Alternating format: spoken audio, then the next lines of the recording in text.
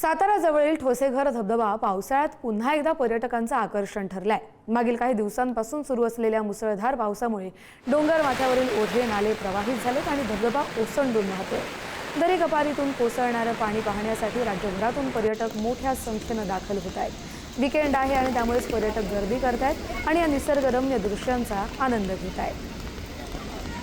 साताऱ्यातली ही दृश्य पावसामुळे धबधबे सगळे ओसंडून वाहायला सुरुवात झाली आहे आणि धबधब्यांचं हे मनमोहक रूप पाहण्यासाठी निसर्गरम्य दृश्यांनी पर्यटक आता आकर्षित होत आहेत।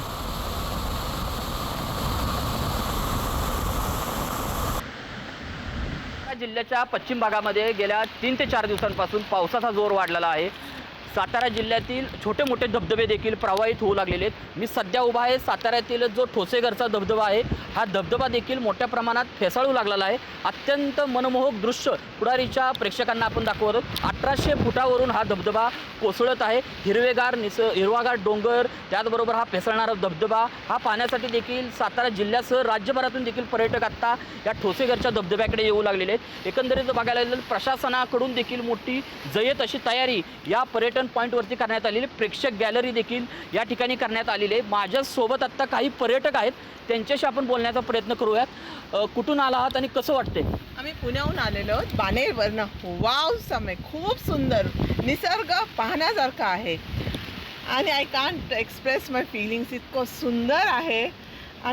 मी हेजिटेट करत होते यायला, पण चूक केली असती नसते आले तर। रस्ता खूप सुंदर आहे, गव्हर्नमेंटनी खूप छान सोय केली आहे। रस्ता वगैरे असल्यामुळे आम्ही येऊ शकलो इथपर्यंत। तुम्ही काय सांगाल? खूप सुंदर दृश्य आहे इथे आणि खरोखर मनापासून आभार शासनाचेही।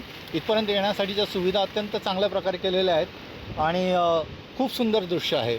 पर्यटकांनी आवर्जून येण्यासारखं ठिकाण आहे हे। एकंदरीतच बघायला गेलं तर मोठ्या प्रमाणात पर्यटक देखील आत्ता या ठोसेघरचा धबधबा पाहण्यासाठी येऊ लागलेले आहेत। प्रशासनामार्फत देखील अत्यंत धोकादायक ठिकाणी जाऊ नये असे देखील आवाहन करण्यात येते आणि हा धबधब्याचं पॉईंट बघण्यासाठी देखील या ठोसेघर प्रशासनामार्फत देखील आत्ता वन विभागामार्फत देखील प्रेक्षक गॅलरी देखील उभारण्यात आलेली आहे। कॅमेरामॅन ओंकारसह मी साई सावंत, पुढारी न्यूज, ठोसेघर धबधबा, सातारा।